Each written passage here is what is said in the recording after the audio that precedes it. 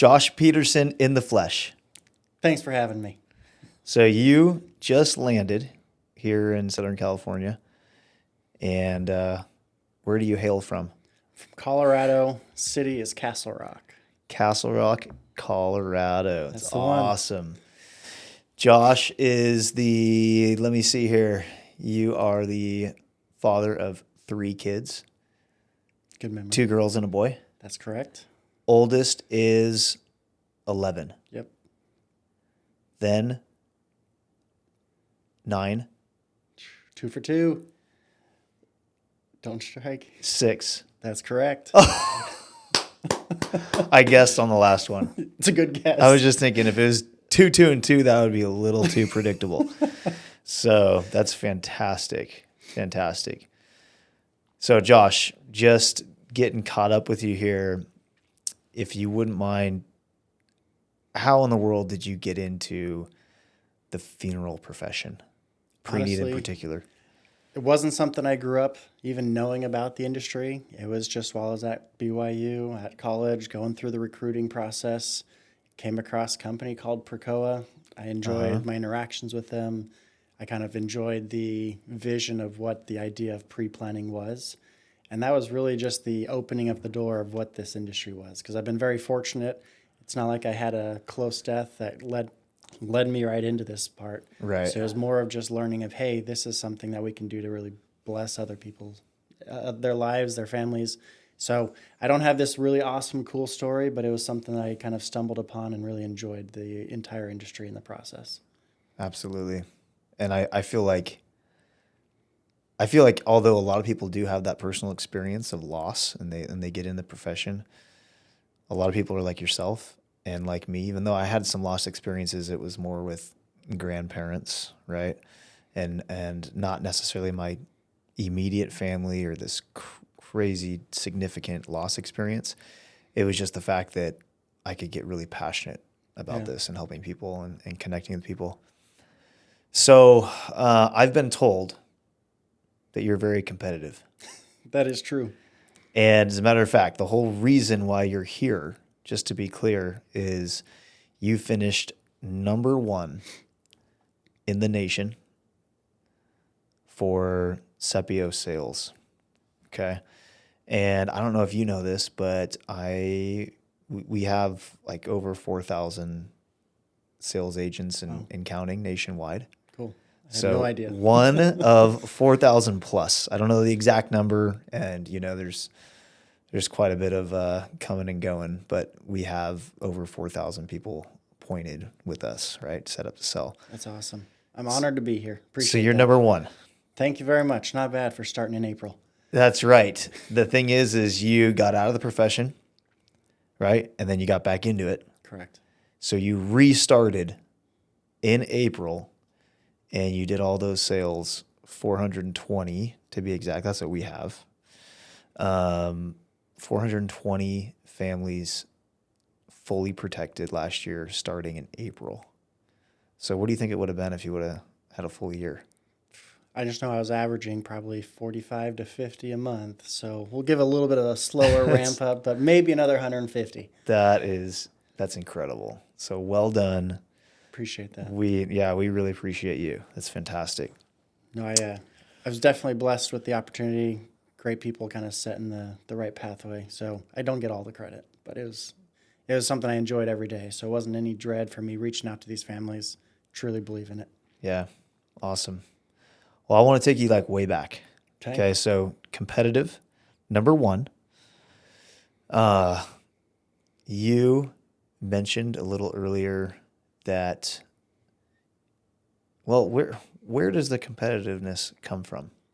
Talk to us about before, maybe, did this were you always competitive as a child, or is this more in your more professional age? No, it's my whole life. I think you're probably just born with that. I'm the oldest and I've got 3 sisters. So it wasn't even like I was competitive with brothers and roughhousing. It was just part of who I was born with. I think the earliest moment I can remember, and this is only because my parents tell me about it, is when I was 4 years old, my dad was trying to sign me up for baseball. And a lot of the people are like, they've got to be at least 5. But my dad's like, no, just give him a chance, give him a chance. So let me play, and I ended up being MVP on that team. So it's more of just like a lot of athletes, they hate to lose.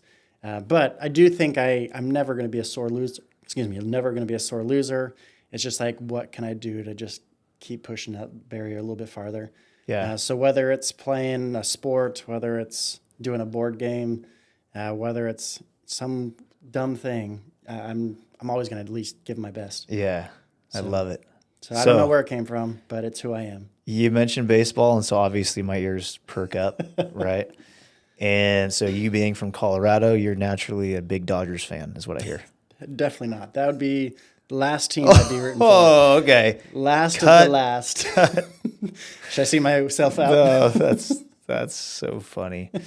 So tell us, I mean, just this is a selfish question because I love this stuff, but tell me how baseball helps with, I mean, obviously we talked about being competitive, but I imagine in pre-need, right, and in talking about a plan like ours, although you're very, very good at it, obviously, sometimes people say no. Correct. And you need to be pretty resilient. Is there any correlation Absolutely. from baseball to now and baseball and being resilient? It's funny you should ask. I've talked to a couple of sales managers in the past, specifically in the funeral industry. And I told them if you're really looking at hiring new people, if they've got any sort of athletic, sports background, it's going to be helpful. One of the things I think I attribute to baseball is the fact that baseball is a game of failure. Mm-hmm. The people who are good are those who can make a mistake, erase it, and then move on to the next play. Because in funeral sales, first of all, just the topic alone turns people off. So how can we break down that first barrier? And then the walls just keep coming up and up and up. And whenever you hit that no, you don't just kind of like, well, that sucks. I'm done for the day. Yeah. It's more of like, all right, let's try again. How can I better serve the next family? So I think baseball really has taught me the ability to, kind of build on momentum, mm-hmm. but also don't give up when you strike out. Because there's always one more family that can benefit from this conversation as well. That's awesome. So I love that. Yeah, I think that's a big part of it. It's really just those who are successful in this industry learn how to take a no, brush it off, and go on to the next family. It is a very difficult topic to talk about, for sure. It's interesting because as one of the founders of this company, people ask me all the time what we do, and I'll explain it. And they are like, that's awesome. Yeah. That's genius. And then they'll talk a big game by saying like, I should do that. And you're like, yeah, you should. It's easy, but very rarely do they actually get around to doing it because I think deep down, they don't want to think about it. They don't want to face the facts. And it's almost like, I mean, you get this. This is what you're doing day in and day out. But if they actually make the decision to purchase something that has to do with death, then maybe it might, give them bad juju or whatever. Superstition. Yeah. That's in baseball, just like funeral industry. Absolutely. Okay. So fast forwarding now, you're number one. You're here. We're celebrating you. Just talk to us about the belief in this plan. I mean, we call it away from home, right? Or out of area protection, whatever you want to call it. Why is this something that you've held on to? Or how has this been something that's, I guess, come easy to you? Or why are you so resilient with it? Honestly, it's when you find something you truly believe in, it's easy to sell. When I'm talking to, whether it's an individual or a couple or even just whole families, I will tell them every time, this is my favorite thing we offer, and that is not a lie. It is a very simple thing to explain to families because I truly believe that this is something everyone should have. So I don't feel like I'm doing anything like, hey, I'm selling you something you don't need.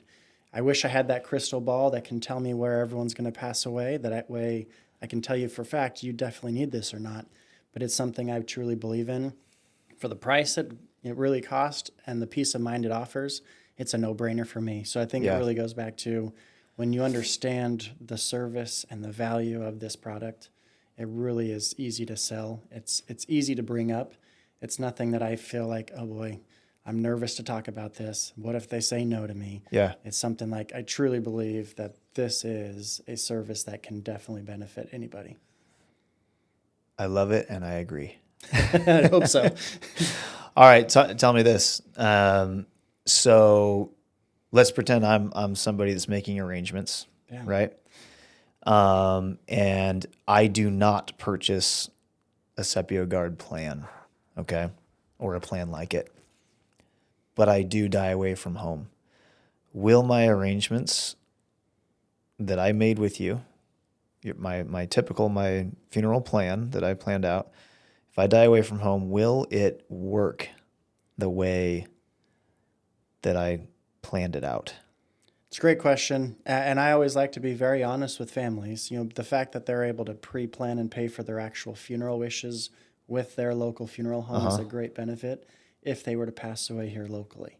Now, if they were to pass away somewhere else, they're kind of left with two options. Option number one is their family has to find a funeral home they can use wherever they pass away locally, cover the cost to have you picked up, prepared, and sent back to your local town, and then your funeral arrangements will kick in again. Option number two is they can transfer their policy to another funeral home, but that's only a dollar for dollar being transferred over. That doesn't cover everything. So even though families get to lock in the local funeral home prices, you don't get to lock in every funeral home around the world. And in my opinion, and I even tell families this, the financial part is just the cherry on top for me. So yes, you can transfer your policy to another funeral home, but that doesn't make your loved ones' lives easier. They still have to, number one, find a funeral home, figure out all those details, probably pay extra because of the inflation, and then that only gets them there. It doesn't get them back. So in my opinion, the real reason that these families are missing out is not the financial side of things. It's the emotional stress, that emotional burden that they've kind of left for their loved ones as well. Whether it's a family member or a close friend, no one wants to make their other friends and family members have more burden during a difficult time. Okay. Can you go on record by saying I didn't tell you to say that? No one told me to say that. And what I'm getting at is I absolutely love that because time and time again, when we're doing trainings with a group of, pre-need professionals or what have you, it's easy for the typical agent to think this is important because it's very expensive to die away from home. That's true, obviously.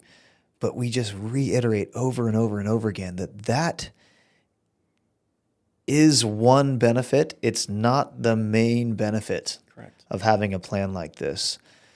And it's easy for us to say because we see what it's like. We deal with these cases on a daily basis, getting people back home, and it is crazy. It is crazy. No two cases are exactly alike. And there are so many things that need to be done and done relatively quickly that, yes, we step in and we pay for everything, obviously. But at that time of need, that's not even really what anybody's thinking about. It's true. Right? And anyways, we have a different perspective. We're trying to tell people that all the time. When you're talking to this about families, first of all, keep it really, really simple, right? Less is more. Yep. But when you have that conviction, the why, that yes, of course it's a financial benefit, but that's just the cherry on top. You're missing the whole why behind it. And what you just said was beautiful. Love it. Love it. That's awesome. Fantastic. Okay. So obviously you believe in this. One thing I didn't prep you on is I want to ask you some questions.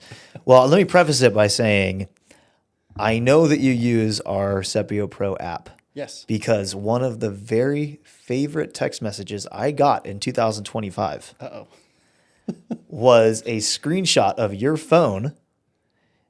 And when basically we were cheering on our finalists to finish the year, right? And you basically sent a screenshot of the leaderboard in the app. So I'm like, this is awesome that he's using our app, but also I can tell he's competitive and he's seeing where he ranks. I may look at it daily. You look at it daily. Again, selfish question, but talk to me about the mobile app. And I guess you just let the cat out of the bag. You use it on a daily basis. I But do, at least once. But I think there's a lot of value to the app as well. Yes, it's fun to see the leaders, but that's not really why we're doing this. Again, it's also nice to be able to look up the family names if I need to get a hold of them, if they sent me an email. Did I see that the person actually went through? Are they under my name as well? We also have the training videos, which are just constant reminders, whether it's for a veteran or someone who's just starting on the job. It's kind of nice to be able to see other people's perspectives as well. yeah, So love it. I think it's really just super simple. It's not overcomplicated. The buttons are very obvious. If I want to submit a sale, it's right there. It's the big button. If I want to look at some videos, I just kind of scroll, just like all the other social media as well. So got no complaints. And then the other benefit is you've got the Sepio store, easy. Have click you ever away. spent any of your points? Because I imagine you have A little bit. thousands. I do have a couple points. I've only bought one thing so far. I've got What the was it? AirPods. You got the They're AirPods. with me now. The reason why is actually my previous ones broke the week before. I was like, all right, I guess it's time to upgrade. That's awesome. So yes, I don't think there's really anything bad to say about the app. That's really cool. Love it. We work very hard on that, and it's good to hear that that's a good experience. We want it to be fun. We want it to be easy. But yes, for the record, one of my favorite text messages ever. That is hilarious. That was awesome. Shared it with our internal team too. I'm like, look at Josh, look at him. Well, and it's nice when you're number one too. So It's true. And I regardless of the app, I keep track of all of my sales, and I can tell if it's in sync or if there's any off. So Okay. it's my personal, again, yes, I'm competitive, but I'm also going to hold you accountable. Yeah. Well, we knew that you were first place, but we didn't want to like overpromise in case something. Crazy. Yeah, and it's funny, I kept telling the team, I'm like, we can't commit yet. We got to double check, triple check. And they're like, it's hooked up to our CRM. Like, well, it's there, it's immediate. But anyways, I know there's always like cancellations, and the organization you work for might count things differently and whatever, but I was totally sandbagging. We knew that you finished first like a long time ago, and Stringing me just along. wanted to make sure. Just That wanted to make sure. anticipation. It's awesome. Okay, just a few last questions for you. Lay it on me. What's the most common objection you get when talking about something like this? I don't know if I've got a number one, but as you can imagine, one really common one is I don't travel very much, which to me isn't that big of an objection, to be honest. Okay. The aspect that it's easy to talk about is this isn't made for world-class travelers. Yes, if you're a world-class traveler, great. This is a perfect product for you. But you know who else this is perfect for? People who, I don't know, just do a small 1-hour road trip. Whether you're going to be staying in the state, if you do a cruise once a month or once a year, if you visit your children, if you visit siblings, whoever that is, the out-of-area protection, the away-from-home assurance, it covers you even if you're inside your, almost just the next city over. Yeah. So what you're saying is it's for everybody. Absolutely. In fact, I even go to the point where I know some people don't even mention it for people who are in hospice or those. I will even do them a service and bring it up because you never want to pre-qualify people. Yeah. Because I'll remind them if you ever have to get life flighted out, and if you were to unexpectedly pass away somewhere else, insurance pays for you to get there. They don't pay to get you home. So I will also bring it up to families who don't leave their home much. I just never want to be the reason why someone doesn't have that coverage. So I will gladly let them say no, but I don't want to be the reason they say no. Absolutely. Absolutely. Love it. Now, you obviously have excelled in pre-need. You just pre-need in general. You've done very well. But specifically talking about Sepio and how this plan works and everything, I know you have also had success in just turning over, or what's the saying? Leaving no stone unturned. Unturned, yep. There we go. So one of the things that we've kind of built into our app is to being able to send a link to somebody to sign up, and then it's tracked back to you, so you still get credit for the sale and everything. But have you or have you not had the opportunity to call somebody on the phone or reach out to them seeing that they've made prearrangements, but did not purchase an at-a-grade protection plan. And tell us, how hard is it to complete a sale by reaching out to somebody? Absolutely. And yes, I have absolutely reached out to families who have funded their funeral arrangements. While I was reviewing their files, I noticed they don't have my favorite thing. And it really goes back to that idea of I don't want to be the reason why that family's put in a bad situation. So I've reached out to families through email, I've reached out through text, but it's one of those things where I definitely want to make sure I've done my part to just bring it up. If it's not for them, then it's not for them, but it's not on me to pre-qualify them. But I have had many sales come from doing those plan reviews. Yeah. Whether it's in person and going over their normal funeral arrangements and saying, hey, this is the only thing you're missing, or if it's doing it all virtually. Now, one of the things I love about working with Sepio Guard is you can submit a sale on the app, you can do it on the website. Both of them have been great. The reason why I do a lot of the website as well is because when I'm doing those virtual phone calls, it's just as easy for me to have the person either on speakerphone or on my AirPods and be able to type everything out instead of having to do it on the phone while I'm talking on the phone. Absolutely. So I think it's one of those things where it always goes back to, number one, yes, I'm competitive. But number two, this is something I believe in. I want to bring it up. If they want to say no, great, but I'm not going to be pre-qualifying. I love it. And the reality is like no matter how many appointments you have, face-to-face appointments, right? Traditional pre-need, they don't always hold. And you need to have a plan B, right? We always talk about this in pre-need. And this is like the easiest thing ever because every single funeral home has files full of families that have, whether it's like literal files or digital. Correct. And you can just look and see who has an away from home plan and who does not. And it's just the easiest plan B in the world, right? So anyways, I love hearing you say that. It's just something I would recommend everybody mixes into their routine, right? Awesome. Anything else that you would like to declare? I mean, on the way from the airport, you mentioned that you're committed to doing 600 this year. Did I say that? What is your, I'd love to do you have a goal? Do you have a goal for 2026? I'd love to hit 600. Let's see if we can do that. 600. That's on record. It's a lot. That would be. I mean, fantastic. if I can do 400 again, every family is another, one served. So, but see if we can beat this year. I love it. Well, we're gonna end this podcast because you've probably missed out on like 7 sales while we've been talking. I'm kidding. Can I sell you one actually? I mean, technically, I've never paid for one. There we go. But even though I'm covered, but you might as well. Thanks for being with us, Josh. We appreciate you. Appreciate you having me. Fantastic.